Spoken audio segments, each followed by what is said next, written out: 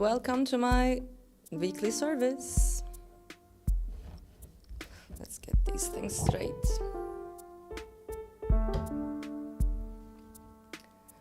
I'm speaking to you from Izmir again.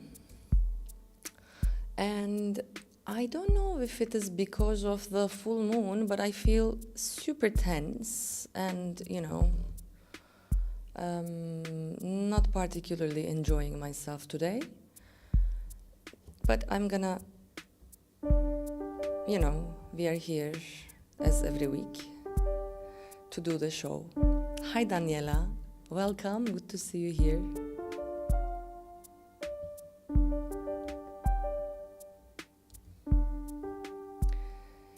Yeah, I hope you're well. I hope everything is fine. Yeah, honestly, I think it's the full moon, right? I heard that this is the full moon, like this is some sort of full moon, a special full moon. A full moon always finds a reason to be special, but this one seems extra.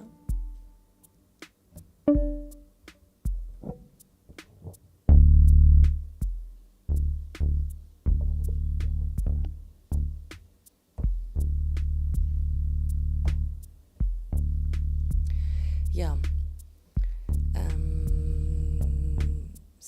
I'm speaking to you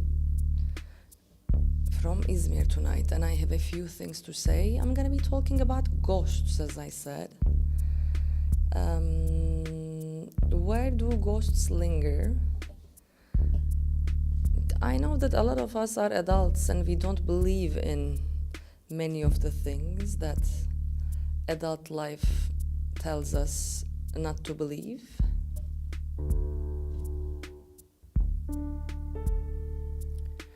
But I have felt on a lot of occasions, a lot of times, that there are a lot of things around us, like a lot of beings are present, even when we don't see them, even when we don't know what they are, where they live, and what they do. A lot of the times, they happen to be somewhere. And actually, a lot of times you invite them by doing various things. Talking about them definitely is a way of invoking them.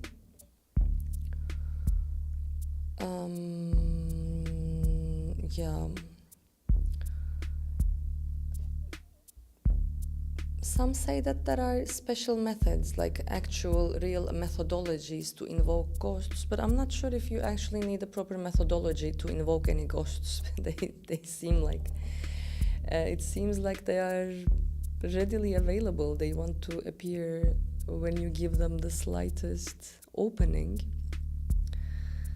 And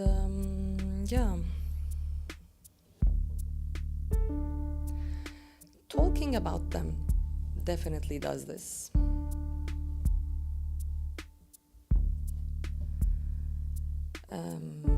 Remembering does this. Some may say that they wait in spaces, like in certain rooms, between walls, under ceilings. You can find and see them. Of course, speaking of ghosts, we need to remember that they are ancestors of some sort. They are always people who have come before us. And invoking them, one might think one is invoking one, but actually you might end up with another. And they just appear. And I feel like they've been appearing to me these days, not in the sense of the film The Sixth Sense. I see that people, not in that sense, but like, traces, sounds of them. I feel like these are around me. Of course, it might have to do with the full moon as well. I also think I might be going through some sort of social media poisoning. Social media poisoning because I am too active and I share too much. I get into a lot of discussions, and in the end I feel like I have invoked too much, because there is a reason why official history works in the way that it does. You just want to close some books and some chapters so that ghosts cannot be invoked. They can stay in their boxes.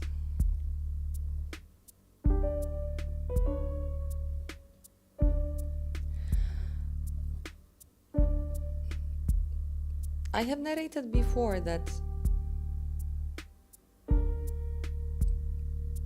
I've had some dreams where I believed that dead people were trying to communicate with me, or instead, I should put it this way, they were appearing to me.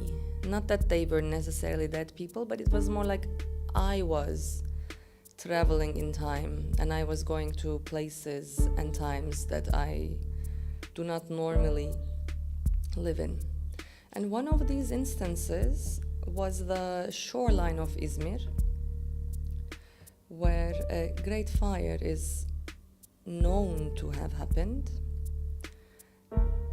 a tragic incident that is widely remembered. And in a dream, when I was quite young, I found myself standing in that shore. It didn't look necessarily as if it was a time back then, as if it was that specific year or that specific time or even that specific generation.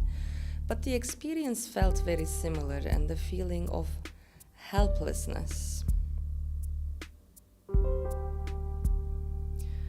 And then a few sessions ago, actually one of the times after I did one of these lives, I found myself hearing crying voices from a lot of people. And it felt like I had actually put myself in a situation where I could hear people crying. I think it was after a session where I had been talking about a specific tragedy, some sort of ethnic cleansing, political conflict that led to a lot of bloodshed. And actually, after I finished the story, after I closed the live, I could hear people crying, and specifically mothers. So last night was one of these nights. I was so sure as I was walking, I saw myself walking in the dream. I was definitely in Izmir, somewhere around here, which I am currently where I am. And I found myself in an old neighborhood. There was a long white wall without any windows. It was a freshly painted white wall. Asbested, actually.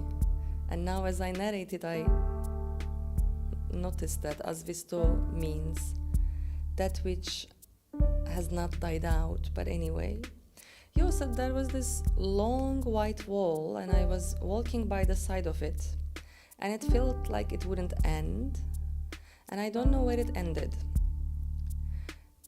In my dream, I left that scene and I went somewhere else. I went to Istanbul and I got into other adventures with other friends. But yeah, I woke up feeling super under the impact of it, under the effect of it. And I give it to the full moon, I give it to some other personal anniversaries. Actually, accordingly to the lunar calendar, it's been exactly 1 year since my sister died in an accident. It was 12 full moons ago. And I'm not sure if I personally go by the lunar calendar or by the solar calendar, but definitely these anniversaries all mean something. Hauntology. It's actually a concept that is somewhat accepted in social sciences, humanities today. You can discuss how much Derrida is an academic and how much he's a fringe intellectual. Fringe in the sense that he represents the fringes of modern thought, one that is barely intelligible to most of the intellectuals who are trying to follow him, and about the meanings of whose words we have to keep discussing all the time, and yet he offers us some important concepts with which to think. Hauntology is a word that he has invented, and I understand it as this situation where ghosts keep coming back because they have not been properly dealt with.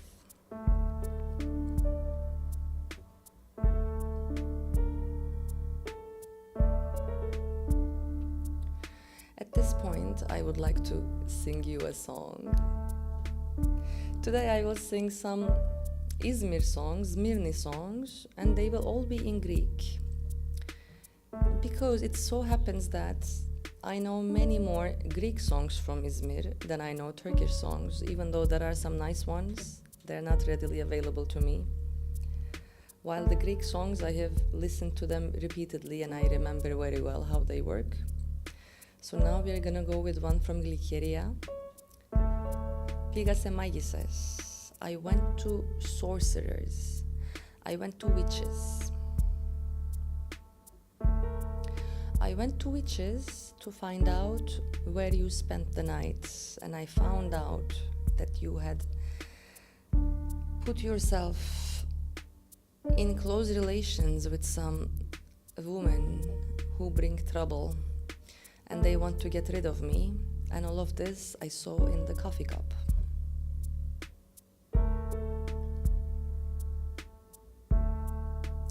Hoş geldin Yılmaz, merhaba. I saw all of these in the coffee cup. Izmir historically is known to be a city with sorcerers and witches. More about this later.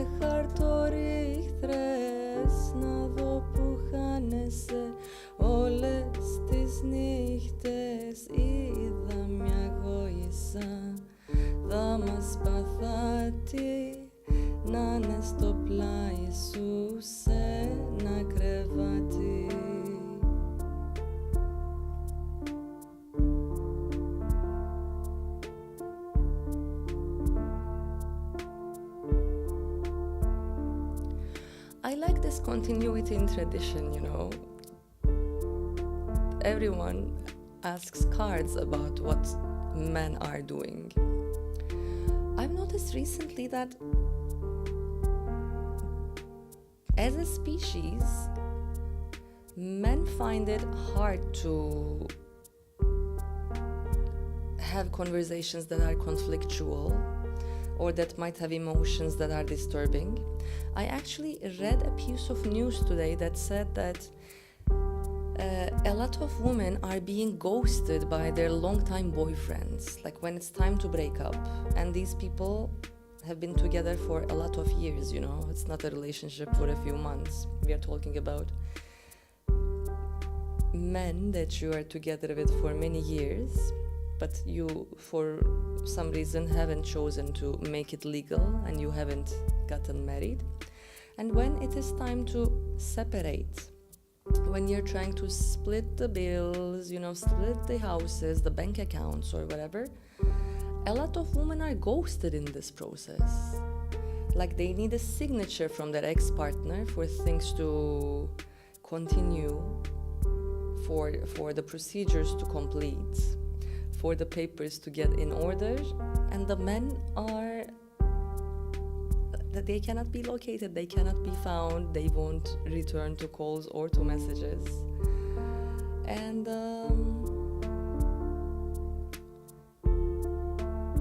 sometimes, thinking of the bigger problems of the world, I'm like, good to have your head comfortable and without too many troubles.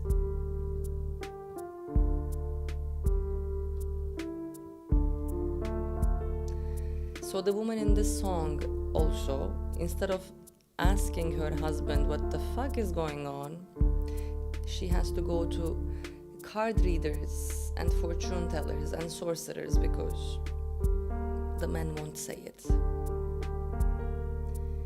Maybe it's not because he wants to hide it, maybe he just doesn't know how to speak about it, you know, which happens very often. And then from the card readers, she gets an exact picture of what is happening.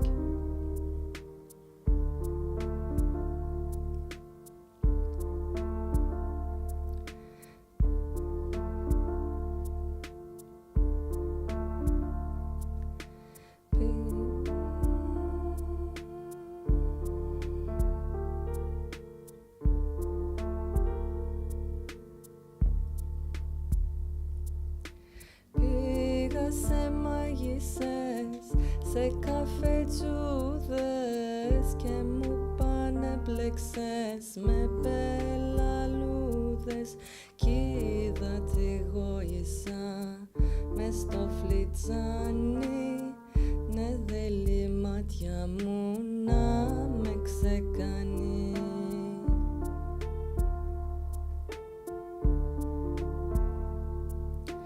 Βάζεις φωτιά στο σπίτι μας και θα το κάνεις τάχτη. Μα θα τις βάλω γρήγορα τις τρέλες σου σε τάξη.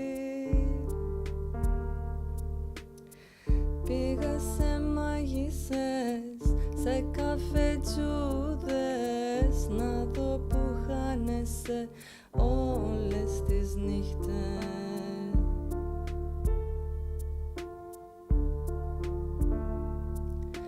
Πήγα σε μάγισσες, σε χαρτορίχτρες να δω που χάνεσαι όλες τις νύχτες.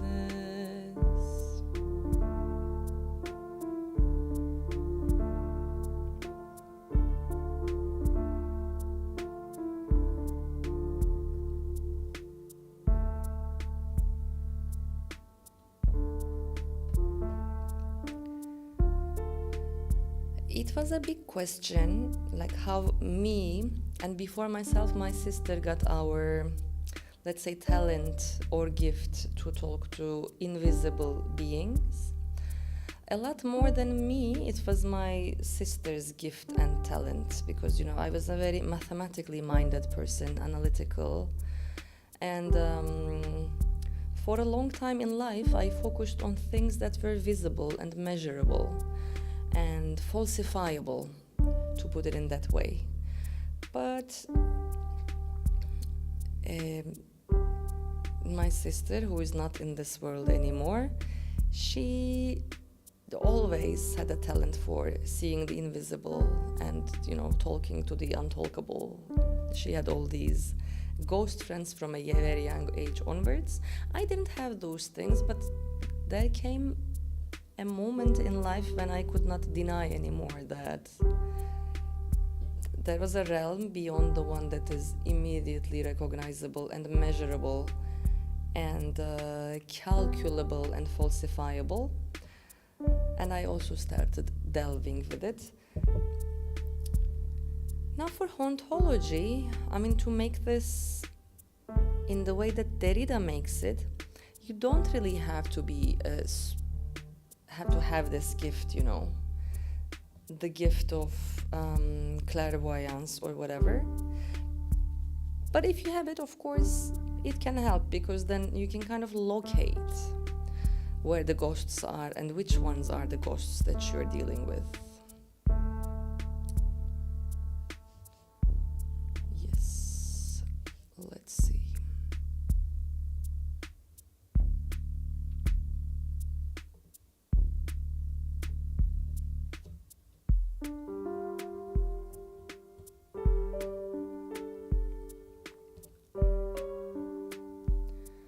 Well, accordingly, as time goes by, things do not completely disappear, they linger around. There is always a remnant that remains.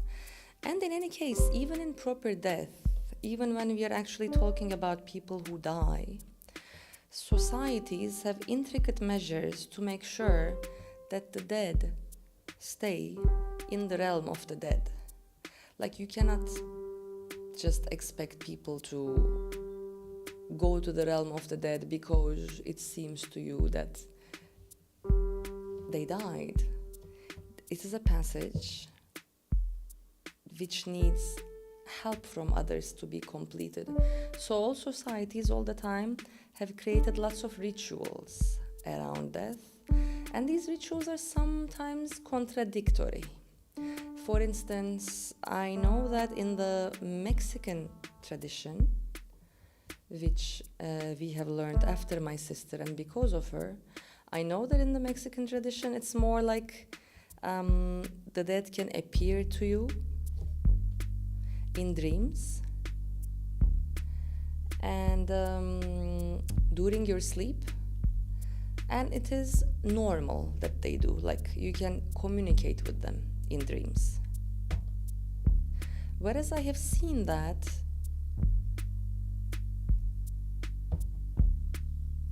for instance in the Black Sea region of Turkey, or in Pontus as Greeks call it, if dead people appear in your dreams, this is a sign that maybe their passage to the other world, to the underworld, has been obstructed for some reason, and someone should go and check on them, because we don't want anyone staying in between, because it's dangerous. If someone for any reason stays in between places, then they might drag others along with them, and they might hurt the order of the universe.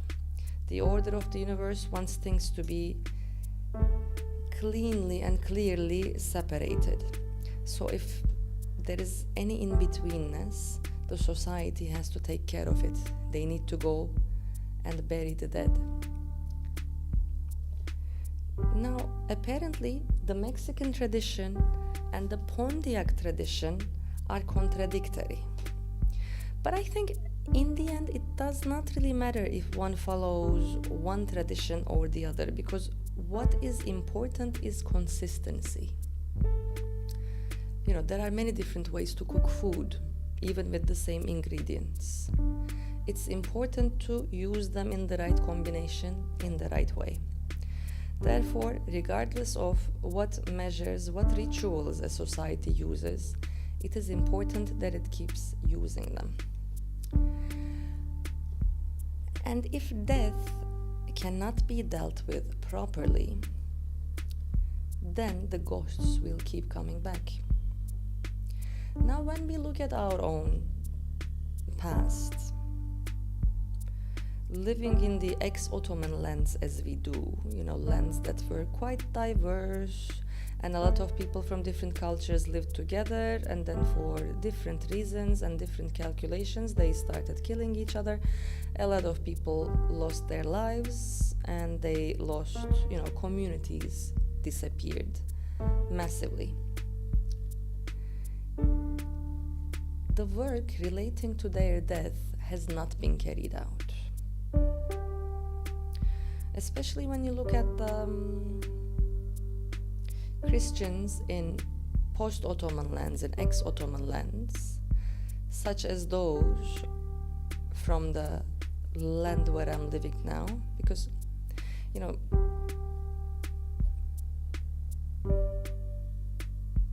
I often hear the criticism that I'm dealing a lot with the deaths of Christians and not so much with the deaths of Muslims and whatever. But this is because I have raised in a land where the Christians went unburied.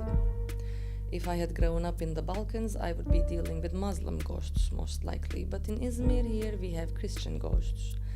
If we were to accept that the dead have religions, which I think they don't, but we appoint to them certain religions. People appoint religions even to jinns, if you can believe it. Like, they believe that there are genies that are Christian or Muslim or Jewish, and depending on their religious affiliation, they decide who to haunt. I don't agree with this. I think both genies and ghosts do their haunting based on who is there to listen to them, who is open, who is available. Because it's not like these beings have a lot of gates, a lot of portals to connect with us. They will just find whatever is available, because having stayed in that liminality between life and death, between this part of the realm and that part, they need whatever help they can get to fall to the side of that division where they belong. So the dead have to be buried, and their death has to be recognized. And these lands, in a lot of lands actually, I think you can also say this for Eastern Europe, you can say it for many parts of the Middle East, maybe of Africa as well, Latin America also, likely. The dead have not been buried properly, so they come back to haunt us. But when we are talking about the dead, the only dead of the past, the only things that do not live anymore, it's not just the humans or animals, it is also concepts, because hopes and fears also die.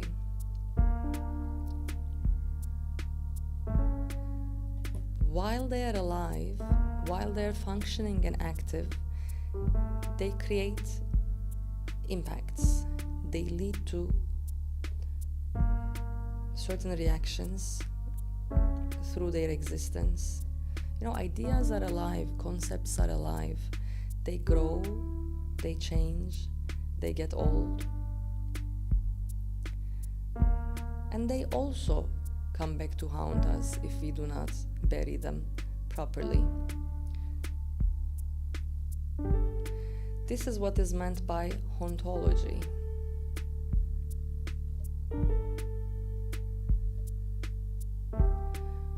This is what is meant by haunting in the sense that Derrida uses it.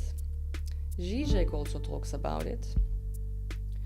It is actually first Lacan who talks about the return of the suppressed, or is it Freud? But yeah, there is that tradition coming from the first psychoanalytics all the way to Derrida. And the idea is that there are things in that liminality that keep returning to this world, and while they are not properly alive, they keep having an impact through their lingering.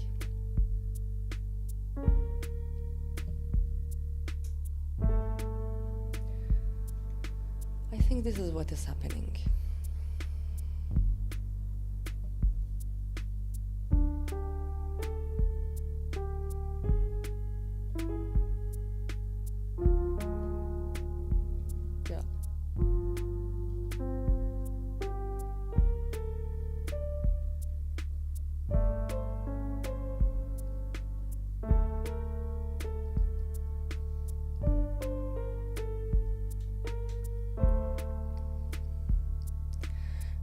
sometimes the dead will not want to go to the other realm.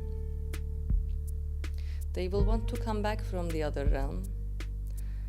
There is some ongoing work of negotiation that needs to be carried out as part of every society, especially when you're talking of injustices. Sticking to the memory is important. Some people will do that job. There is that very famous story of Antigone. Antigone, you know, the ancient Greek tragic character whose brother is killed unjustly by a king. I think the king happened to be their uncle, but I'm not sure. Anyway, her brother is unjustly killed by a king who is all-powerful, and the king does not just kill the brother, he also makes it impossible to bury him. He prohibits it. It's not allowed. And it is in this situation that Antigone, the sister, goes on and insists on burying the brother. The story is interesting in that if you look at it from a completely logical perspective, like a coldly rational perspective, it looks like once death has taken place, there is no need to do anything about it, you know. Let the dead bury the dead. Why bother? Why put your energy into this? Why care about this? But that's not how it works, and we cannot really rationally explain why this is not how it works. We just know it. When the dead cannot be properly buried, humans cannot stay sane. Because the gates remain open. That's why we have to deal with the lost and the gone and the past. And there are occasions, unfortunately, I have experienced it myself, that there is that time frame when you cannot bury someone who has died, and it's actually quite sad and difficult, but it's beyond sad. It's like something is constantly open. You cannot go beyond it. You cannot. It's like the walls of the brain, of the mind disappear and things flow everywhere. And it makes sense when we call this liminality, because probably deep inside we feel that after death there is something. You do not disappear, but you go somewhere else, and you need to go to that place, and the gates have to be closed again. This is what death rituals, be it burial, cremation, or whatever comes with it, this is the meaning of these rituals. You have to carry them out so that you can close the portals for yourself and perhaps for the dead person as well. And what happens when this cannot be done on a massive scale? I think we are dealing with the consequences of this at the moment and since a long time.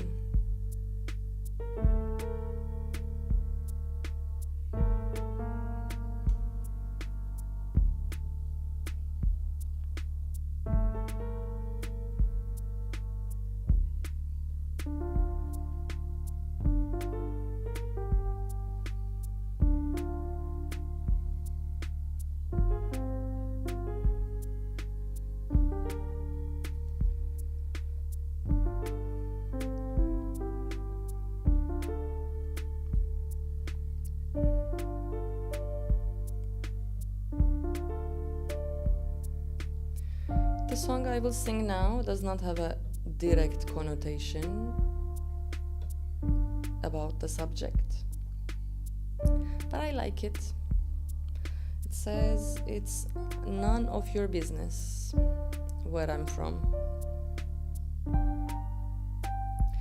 and it was sung by Zmirniot refugees, I believe. Maybe the song was actually sung already by the time that they were living in Izmir, but we know it from the recordings done after the Greeks of Minor Asia resettled in today's Greece. And I have always taken this song to be nostalgic about the homeland, because it talks about the different neighborhoods of Izmir. And the girl who's singing the song is like, why is it any of your business where I am from? Am I from Karataş? Am I from Cordelio? Like, what are you gonna do with it since you don't love me? And you know, since you don't really care, you just wanna know.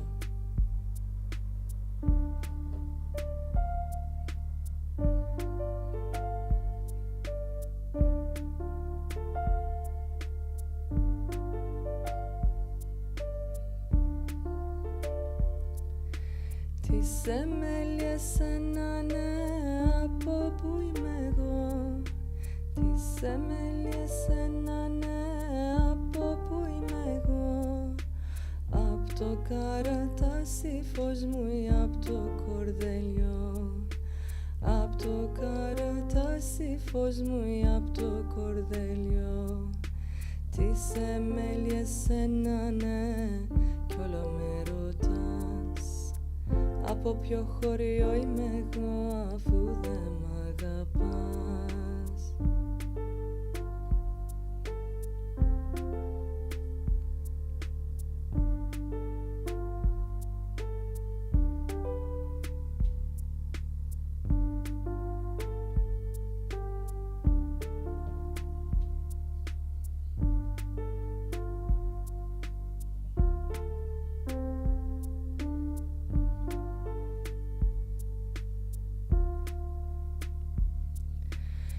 Σεμέλιες ενάνε από που είμαι εγώ. Τι σεμέλιες ενάνε από που είμαι εγώ. Απ' τον καρατάσι φως μου ή απ' το κορδελιό.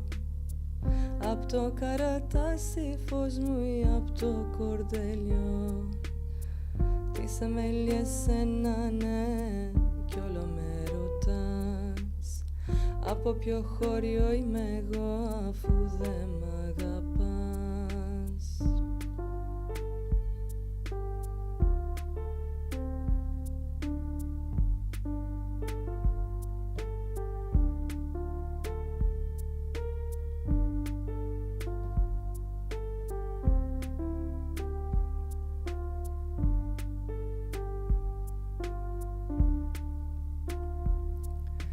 Απ' τον τόπο που είμαι εγώ ξέρουν να αγαπούν. Απ' τον τόπο που είμαι εγώ ξέρουν να αγαπούν. Ξέρουν το καημό να κρύβουν, ξέρουν να γλεντούν. Ξέρουν το καημό να κρύβουν, ξέρουν να γλεντούν. Τι σεμέλιες ενάνε κι όλο με ρωτάς. Από ποιο χωριό είμαι εγώ αφού δεν μ' αγαπάς.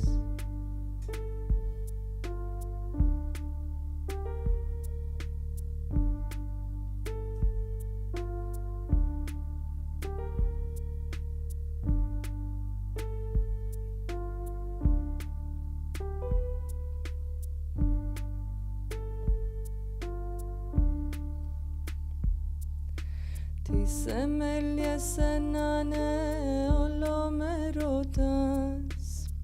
Τι σεμέλιες ενάνε κι όλο με ρωτάς.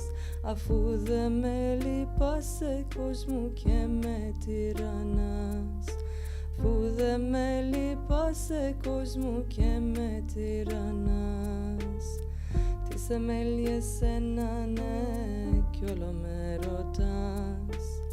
Από ποιο χωριό είμαι εγώ αφού δεν μ' αγαπάς.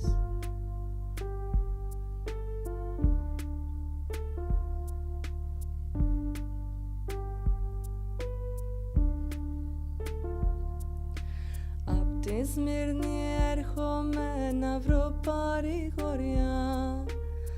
Απ' την Σμύρνη έρχομαι να βρω παρηγοριά, να βρω μες στην Αθήνα μας αγάπη κι αγκαλιά. Να βρω μες στην Αθήνα μας αγάπη κι αγκαλιά. Τις εμέλιες ενάνε κι όλο με ρωτάς, από ποιο χωριό είμαι εγώ αφού δεν μ' αγαπάς.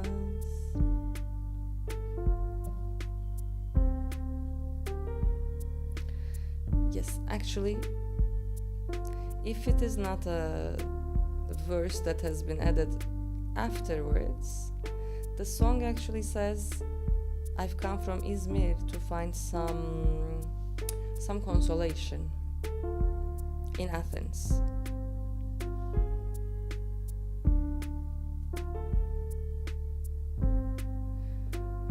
So it's a post-refugeehood song, and it talks about the neighborhoods of Izmir.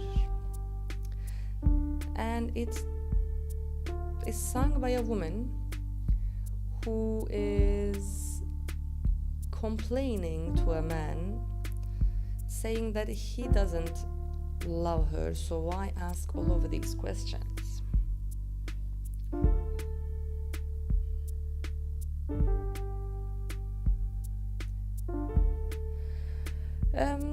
Yeah, if you coming back to ghosts, if you have been unable to deal with the ghosts, like if there is no way of dealing with them, because sometimes you lack the means, sometimes you lack the power, you lack the resources to actually carry out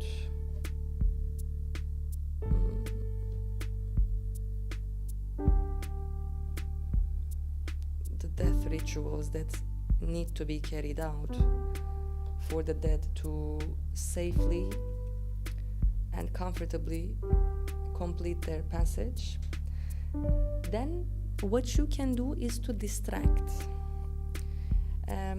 What you can do is to make it harder for them to come back, and to make it harder for other people to recall them and to invoke them and to invite them to come to the spaces where they once used to hang out as living people.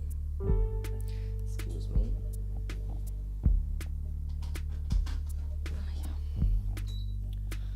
It's just got too cold.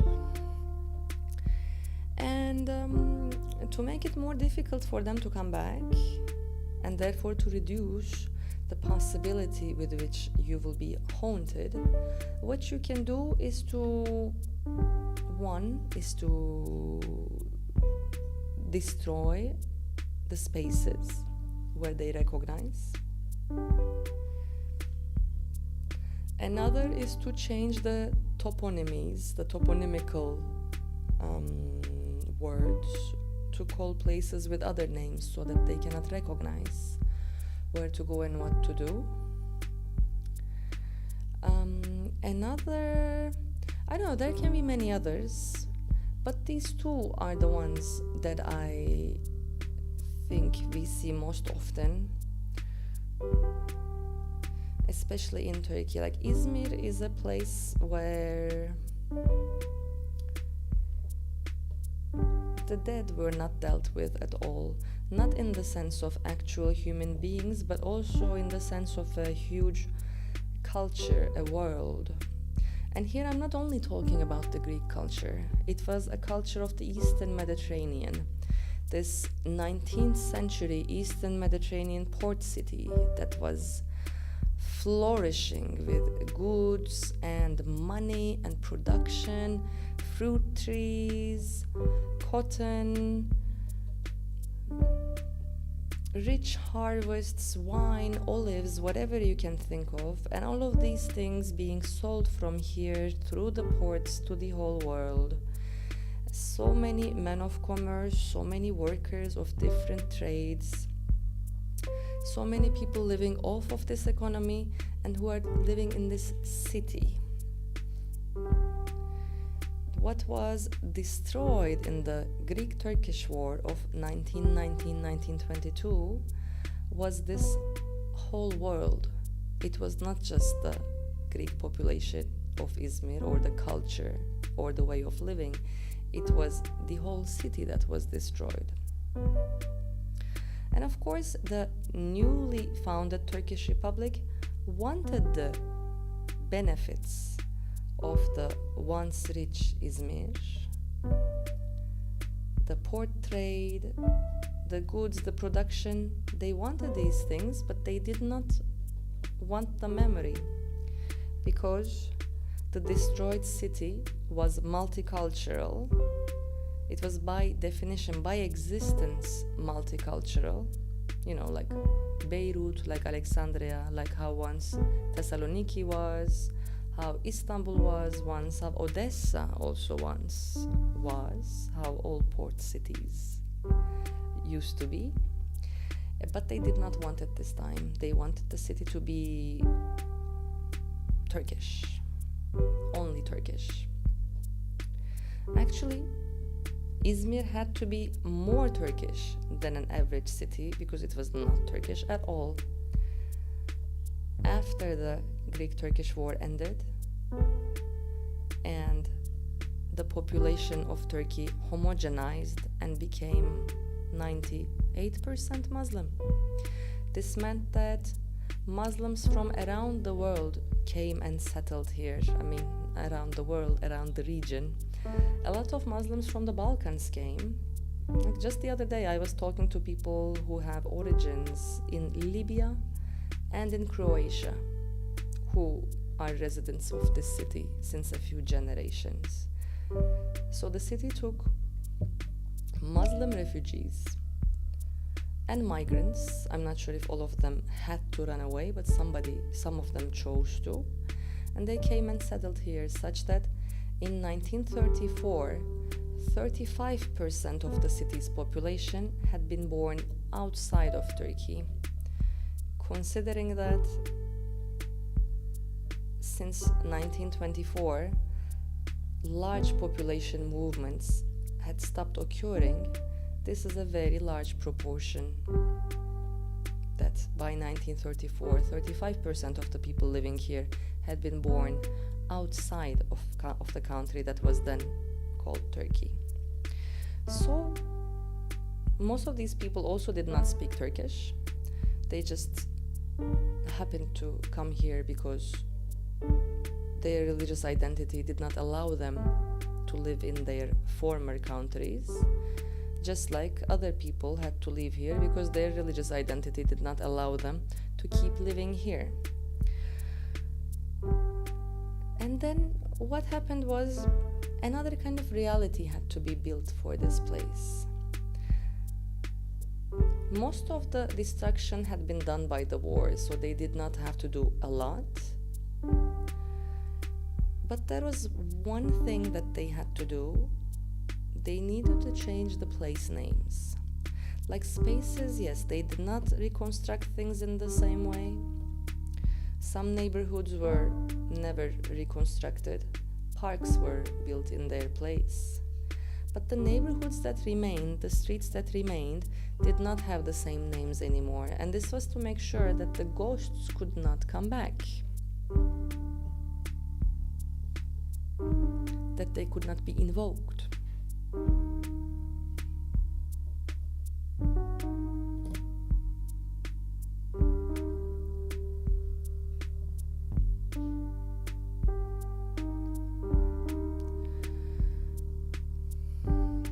And names, the new names, were all reminiscent of the war that took place and of the new political reality. So they had to manage an absence. They had to manage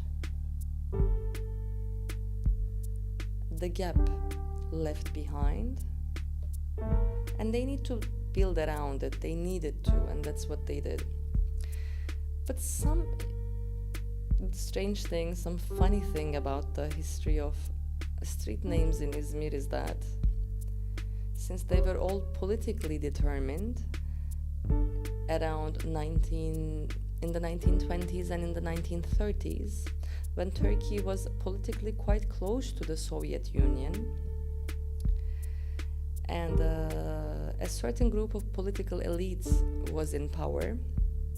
When this reality changed after the Second World War, the names had to change as well. So now there are a few large avenues and streets that have fixed names and that everybody knows, but most of the streets do not even have names, they have numbers. And numbers, it looks like they're all different than one another, but numbers are actually all the same because they're numbers. They don't mean anything else. Like 1731 and 2028 do not have a difference really when you are referring to them in a sentence in between other words. People actually today refer to streets with actual names, like close to where I am now and close to where I was born and where we still live. There is the Church Street, because there's an old Catholic church down by the road, and the numbers are all the same, so to actually know which street you're talking about, it makes much more sense to refer to it with something that exists on the street that actually is there, and you can put a word on it. You can see it and you can say, this is a church, or this is a hospital, this is a vet, this is a clinic, this is a supermarket, this is a grocer, this is a bakery.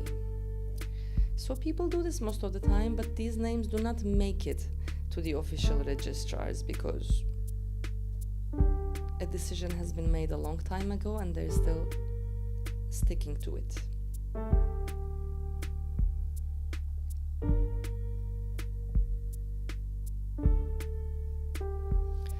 Yeah.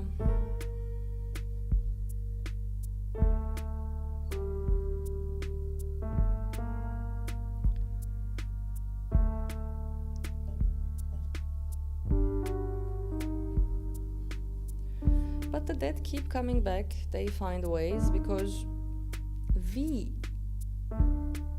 invoke them without knowing.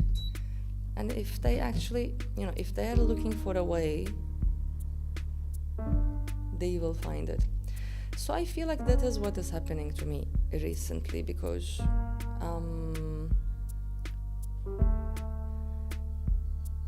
I've been opening a lot of public discussions about who left where, what time, the post-Ottoman lands, Greeks and Armenians and Turks and Italians and Jews and this and that. Where did they go? Where did they live? Why? What?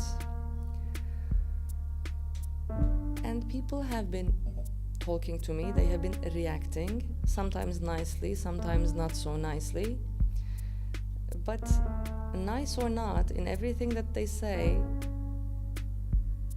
I get the idea of an idea that has been lost. Like this idea of another nation's existence that after the war, even though things seem to have settled with peace agreements and accords and whatever, they had to fight so hard to erase, even as a concept. It keeps existing in other places, like it's still alive. And people can remind you of that. And then you start thinking of that past concept, of that allegedly forgotten thing that has come to your mind because someone else has reminded of it, or someone else still seems to be under the impact of it. Because after the separation, after people with different religions went to different countries, they have been living with their separate mythologies of ethnicity and identity, considering the other one dead, but it was actually not dead. So when you start talking about these things openly, they start to come back.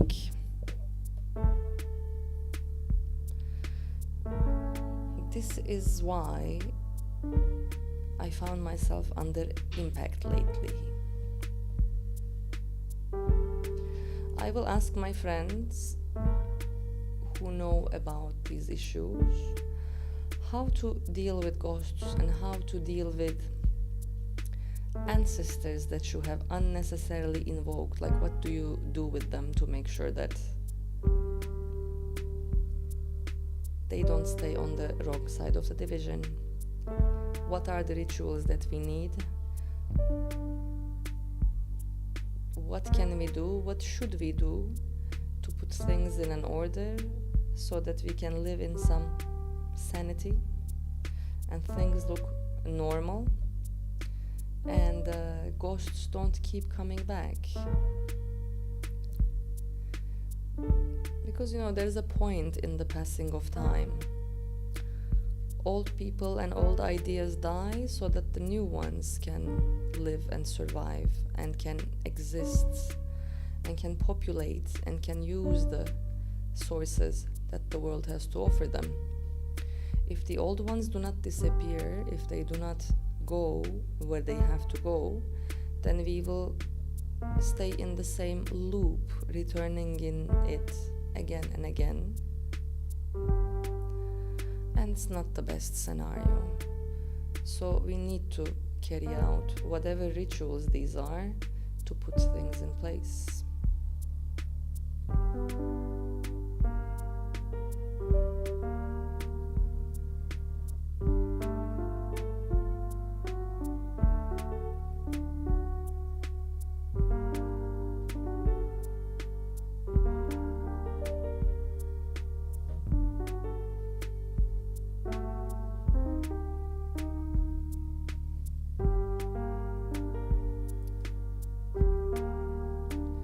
The last song of today is another Izmir song, Mortisa Zmirnja, the baddie of Izmir. This is the only way we can translate it, I think. The bad bitch, badass.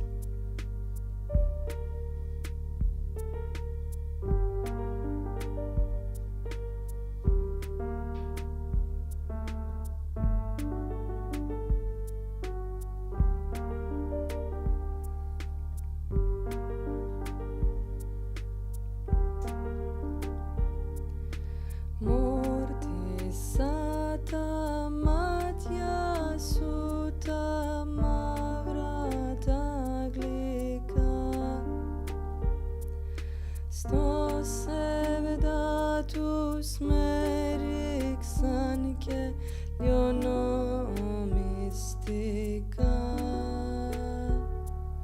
Fige mortis asmirnja Travasa ligitonja Metamatja suna kapsis Kalunu gardia Fige mortis asmirnja Travasa ligitonja Metamatja suna kapsis Kalunu gardia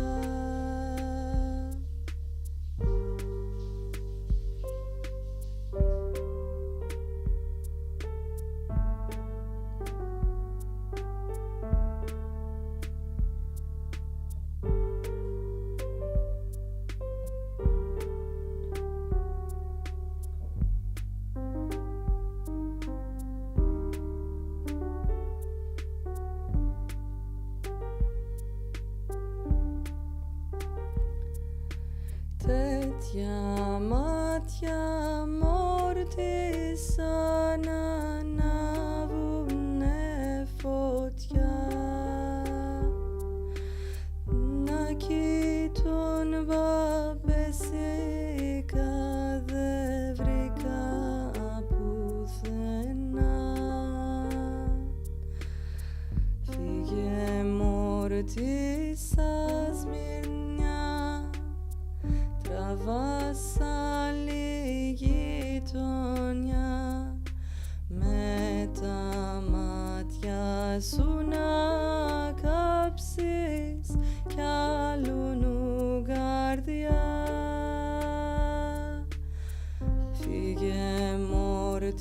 sa σμυρνιά τραβάς άλλη γειτονιά με τα μάτια σου να κάψεις κι άλλουνου καρδιά.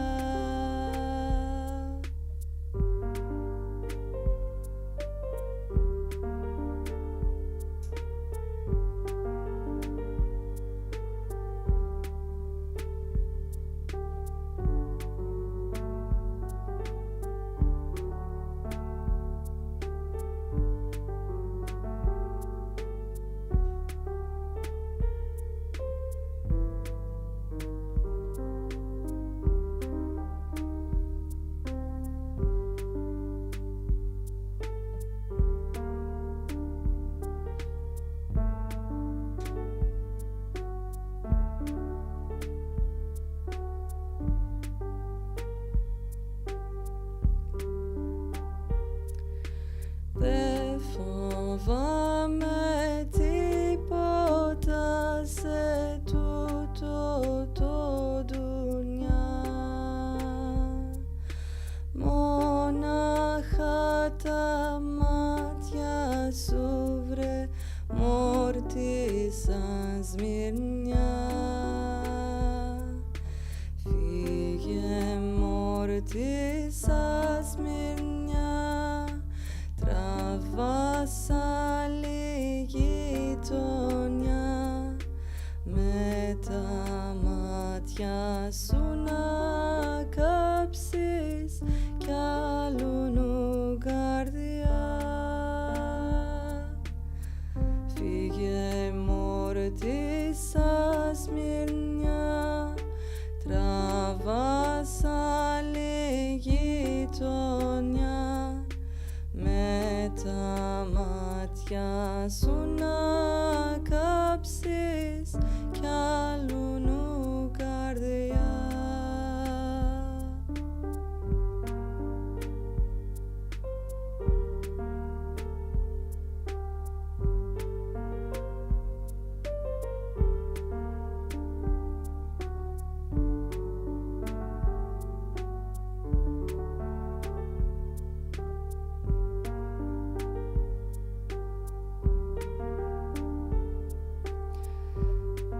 Yeah, so this was the bad bitch of Izmir.